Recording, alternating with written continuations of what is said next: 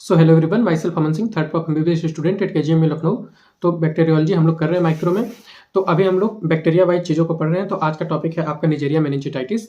ठीक है, अभी तक हम लोगों ने कुछ बैक्टीरिया कर चुके हैं, तो वो वाली वीडियो आप पहले देख लो। उसके पहले हम लोगों ने कल्चर मीडिया पढ़ा है, तो कल्चर मीडिया भी एक बार अच्छे से देख लो, क्योंकि वो चीज़ें बार बार सारे बैक्टीरिया के लैब डायग्नोसिस में आती रहेगी। तो निजेरिया मेनिंजाइटिस में हम लोग टॉपिक कौन कौन सा कवर करने वाले हैं, जैसे कि सारे बैक्टीरिया में हम लोग कर रहे हैं। तो यहाँ पे मैंने आज इनलिस्ट कर दिया है। जैसे कि हम लोग इंट्रोडक्शन पढ़ेंगे, विरुलेंस फैक्टर पढ़ेंगे, पैथोजेनेसिस पढ़ेंगे, क्लिनिकल फीचर पढ़ेंगे, लैब डायग्नोसिस पढ़ेंगे। लैब डायग्नोसिस में ये जो 5-6 पॉइंट है, specimen collection, transport, microscopy, culture, biochemical test, serology और मॉलिक्यूलर डायग्नोसिस, तो सारी चीज़ें आपकी कवर हो रही हैं। ठीक है, सारी चीज़ें हम लोग कवर कर रहे हैं अपूर्व शास्त्री से। अब चीज़ें हम लोग स्टैंडर्ड बुक से कवर कर रहे हैं, तो ऐसा कुछ नहीं है कि आपका कोई टॉपिक छूटेगा या फिर कुछ दिक्कत होगी। तो वैसे तो मैं इसको पढ़ा रहा हूँ प्रोफेशनल एग्जाम ओरिएंटेड। ठीक है, आप एग्जाम में कैसे बेहतरीन आंसर लिख सकें, इसलिए इसमें सारे टॉपिक हम लोग कवर कर रहे हैं। इंपॉर्टेंट क्वेश्चन देखो, निजेरिया मेनिंजाइटिस पे डायरेक्ट आपको कोई क्वेश्चन नहीं देखने को मिलता है। क्वेश्चन यूनिवर्सिटी एग्जाम में कैसे देखने को मिलते हैं, तो मेनिंजाइटिस का केस आता है। ठीक है, जैसे कि आपके जो कुछ इंपॉर्टेंट क्लिनिकल सिनेरियो होते हैं वीआईपी में, जैसे कि डायरिया हो गया, यूटीआई हो गया, यूरेथ्राइटिस हो गया, मेनिंजाइटिस हो गया, इन्फेक्टिव एंडोकार्डाइटिस हो गया, फीवर ऑफ अननोन ओरिजिन हो गया। ठीक है, हॉस्पिटल एक्वायर्ड इन्फेक्शन हो गया। ये कुछ 6-7 टॉपिक्स हैं जो कि इंपॉर्टेंट होते हैं, ये लॉन्ग क्वेश्चन के तौर पे आते हैं। और अब जैसे डायरिया आ गया तो उसने इकोलाई को कवर कर लिया, सिगेला को कवर कर लिया। ठीक, मेनिंजाइटिस आ गया तो उसमें निजेरिया मेनिंजाइटिस को कवर कर लिया। ठीक, लिस्टेरिया मोनोसाइटोजेंस को कवर कर लिया, स्ट्रेप्टोकोकस निमोनी को कवर कर लिया। ठीक, हेमोफिलस इन्फ्लुएंजा को कवर कर लिया। तो इन सारी चीज़ों को मेनिंजाइटिस में हो जाता है। तो मेनिंजाइटिस का लॉन्ग क्वेश्चन आएगा, उसमें निजेरिया का यदि केस रहेगा, ग्राम पॉजिटिव कोकाई का केस रहेगा, तो उसमें आपका मेनिंजाइटिस की सारी चीज़ें आपको लिखनी होगी। लैब डायग्नोसिस इसका इंपॉर्टेंट होता है, और सीएसएफ एग्जामिनेशन मेनिंजाइटिस के क्वेश्चन में इंपॉर्टेंट होते हैं। तो सीएसएफ एग्जामिनेशन और लैब डायग्नोसिस सारी चीज़ें हम लोग यहाँ पे कवर करेंगे। शुरू करते हैं। तो सबसे पहले तो आपको अपने आंसर को अच्छा लिखने के लिए वही सारी चीज़ें हैं कि इंट्रोडक्शन पहले आप लिखोगे।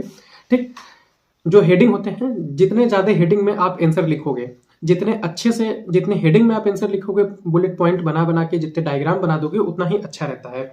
तो इंट्रोडक्शन का एक हेडिंग हम लोग लेते हैं, उसमें कुछ नया नहीं लिखते हैं, जो चीज़ आगे पढ़ने वाले हैं वही सब लिखेंगे। लैब डायग्नोसिस में भी हम लोग आगे चल के पढ़ने वाले हैं कि ग्राम नेगेटिव है, किडनी बेन से डिप्लोकोकाई है, बायोकेमिकल टेस्ट आगे चल के पढ़ोगे ही। ठीक है, फास्टिडियस ऑर्गेनिज्म है, चॉकलेट अगार अभी लैब डायग्नोसिस में दिखेगा ही। Major cause of bacterial meningitis का मेजर कॉज है पायोजेनिक मेनिंजाइटिस का। ठीक, एंड सेप्टिसिमिया का ट्रांसमिट कैसे होता है। तो इंट्रोडक्शन इज बेसिकली आपको एक हेडिंग बनानी है। ठीक, ताकि आपका कोई आंसर यदि लॉन्ग में आता है तो एक हेडिंग हम इंट्रोडक्शन का बनाते हैं, ताकि हमारा जो आंसर हो वो अच्छा दिखे और थोड़ा बड़ा आंसर हो जाए, और थोड़ा उसमें नंबर ऑफ टॉपिक्स, मतलब नंबर ऑफ हेडिंग्स ज़्यादा दिखें। तो कहानी यहाँ से शुरू होती है कि इसके विरुलेंस फैक्टर्स कौन कौन से हैं जो कि आपको डिजीज कॉज कराते हैं बैक्टीरिया के पास। तो बैक्टीरिया के पास भाई सबसे पहले सेल वॉल पे भाई कैप्सूलर पॉलीसेकेराइड होगा। ठीक है, उसके बाद आउटर मेम्ब्रेन प्रोटीन होगा। ठीक, उसमें पोर ए पोर बी प्रोटीन होता है जो कि कॉम्प्लीमेंट मेडिएटेड किलिंग को इनहिबिट करता है। कॉम्प्लीमेंट मेडिएटेड किलिंग मैंने थोड़ा सा बताया था स्टेफ ऑरियस वाले में, बाकी हम लोग इम्यूनिटी जब पढ़ेंगे तो देखेंगे। कॉम्प्लीमेंट मेडिएटेड किलिंग क्या होता है कि जनरली बैक्टीरिया जो क्लासिकल कॉम्प्लीमेंट पाथवे होता है, उसमें क्या होता है, जैसे बैक्टीरिया आपको इन्फेक्ट किया तो उसके सरफेस पे जो एंटीजन है उसको एंटीबॉडीज ने कवर कर लिया। ठीक, अब उस एंटीबॉडीज से अटैच हो जाएंगे कॉम्प्लीमेंट प्रोटीन। ठीक है, लगभग 30 कॉम्प्लीमेंट प्रोटीन प्रेजेंट होती है बॉडी में। ठीक, वो लीवर से सिंथेसाइज होती हैं। वो कॉम्प्लीमेंट प्रोटीन फिर पूरा एक कॉम्प्लीमेंट पाथवे चलेगा और अंतिम में एक प्रोटीन का एक चैनल बनेगा। ठीक, वो प्रोटीन का चैनल सेल मतलब बैक्टीरिया के सेल वॉल पे बन जाएगा, है ना। उस प्रोटीन के चैनल के थ्रू वाटर इंटर करेगा, सेल ब्रस्ट कर जाएगा। ठीक है, सेल की लाइसिस हो जाएगी। या ये भी कह सकते हो कि उस प्रोटीन के चैनल के थ्रू जो बैक्टीरिया के मेटाबॉलिक कंस्टिट्यूएंट है वो बाहर आ जाएंगे, प्रोटीन वगैरह जो चीज़ें हैं, तो बैक्टीरिया की वैसे भी डेथ हो जाएगी। इसके बाद कैप्सुलर पॉलीसेकेराइड है, आउटर मेम्ब्रेन प्रोटीन है इसके पास, लिपोपॉलीसेकेराइड और इंडोटॉक्सिन्स है। ठीक, तो लिपोपॉलीसेकेराइड क्या करता है, वो इन्फ्लेमेटरी रेस्पॉन्स कराता है बॉडी में, और जो इंडोटॉक्सिन है वो एंडोथेलियम को डैमेज करता है। क्लिनिकल फीचर, अब इसका सबसे क्लासिकल क्लिनिकल फीचर क्या है आपका, मेनिंजाइटिस। निजेरिया मेनिंजाइटिस क्या काज कराता है, तो मेनिंजाइटिस काज कराता है। ठीक, मेनिंजाइटिस में हमको हेडक होता है, नेक स्टिफनेस, नेक रिजिडिटी बहुत कॉमन होती है। ठीक है, मेनिंजाइटिस का क्लासिकल फीचर है। और फोटोफोबिया, इसको ऐसे याद कर लो कि हेडक हो रहा है तो लाइट में, मतलब लाइट वाइट देखने का मन नहीं कर रहा है, तो फोटोफोबिया है, मतलब लाइट से फोबिया है उसको। ठीक, मेनिंजाइटिस पायोजेनिक मेनिंजाइटिस, ठीक है, ये पायोजेनिक मेनिंजाइटिस हो गई। आपके क्लिनिकल फीचर में मेनिंजाइटिस, मैं लॉन्ग में जब मेनिंजाइटिस पढ़ाऊंगा तो वहाँ पे मैं बताऊंगा, जब पूरा मेनिंजाइटिस कवर करते हैं कि कौन कौन से कॉजेटिव ऑर्गेनिज्म होते हैं, एक ये भी है। तो उसमें बताया जाता है कि पायोजेनिक मेनिंजाइटिस होता है, एसेप्टिक मेनिंजाइटिस होता है। पायोजेनिक मेनिंजाइटिस आपका बैक्टीरिया के थ्रू होता है, एसेप्टिक मेनिंजाइटिस आपका वायरस, पैरासाइट, फंजाई, इन सब चीज़ों से होता है ना। तो ये सारी चीज़ें पायोजेनिक मेनिंजाइटिस में मोस्टली आपको न्यूट्रोफिल्स वगैरह देखने को मिलते हैं सीएसएफ में। एसेप्टिक मेनिंजाइटिस में लिम्फोसाइट प्रोमिनेंटली देखने को मिलता है, तो वो सब वहाँ पे बताया जाएगा।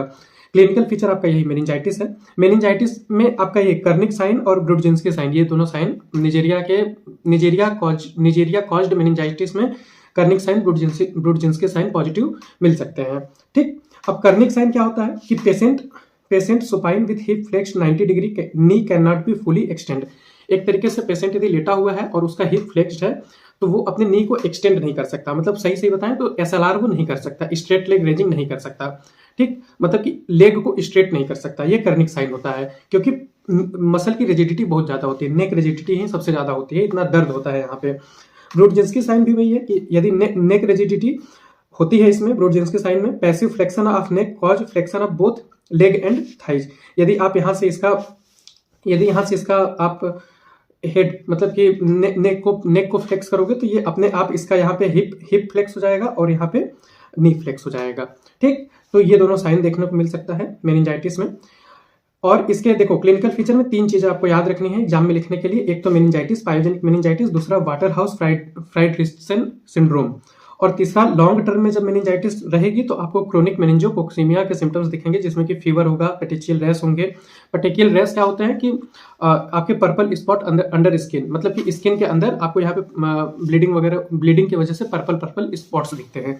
ठीक, और क्या दिखेगा, सेप्टिक शॉक सिम्टम्स दिख सकते हैं। शॉक के सिम्टम क्या होते हैं, यही आपका हाइपोटेंशन, ट्रैकिकार्डिया, ये सब शॉक के सिम्टम है। ठीक, इसके बाद वाटर हाउस फ्राइडरिचसन सिंड्रोम में इसके बारे में थोड़ा सा ये लिखना होता है कि ये बाइलेटरल एड्रेनल ग्लैंड हेमरेज है, मतलब एड्रेनल ग्लैंड में हेमरेज है जिसकी वजह से एड्रेनल इनसफिशियंसी होती है।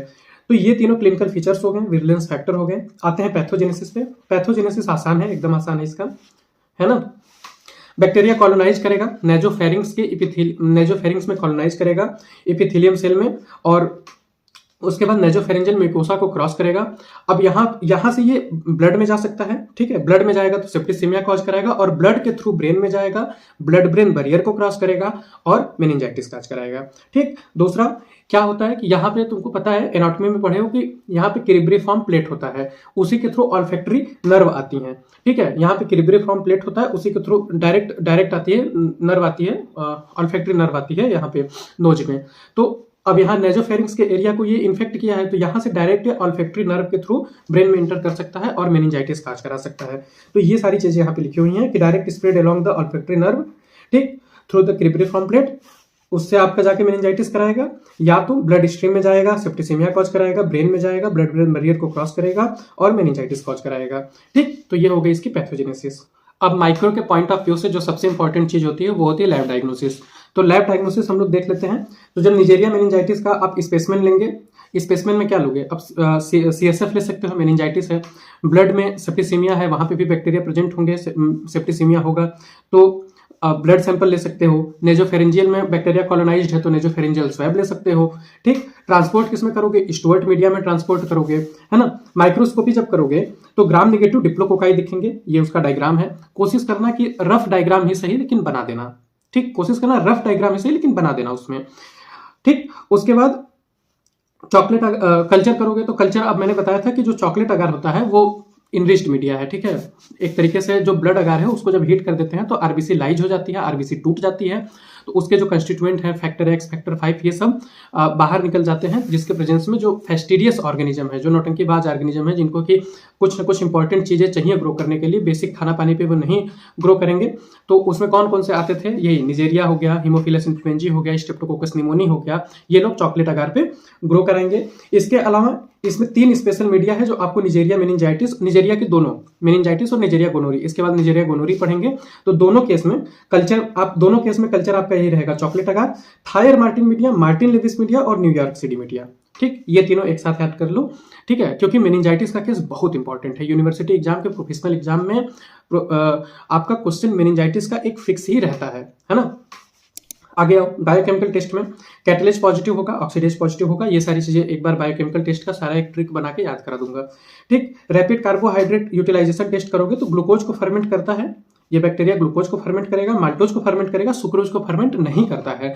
यही चीजें निजेरिया गोनोरी में भी मिलेगी, कैटलिस्ट पॉजिटिव, ऑक्सीडेज पॉजिटिव।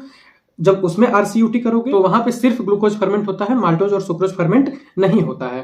ठीक, सीरोलॉजी में लेटेक्स एग्लूटिनेशन टेस्ट कर सकते हो, जिससे कि कैप्सुलर एंटीजन का डिटेक्शन किया जाता है सेरेब्रोस्पाइनल फ्लूइड में। इलाइजा कर सकते हो, एंटीबॉडी जो कैप्सुलर एंटीजन के खिलाफ एंटीबॉडी बनी होगी उसको डिटेक्ट करने के लिए।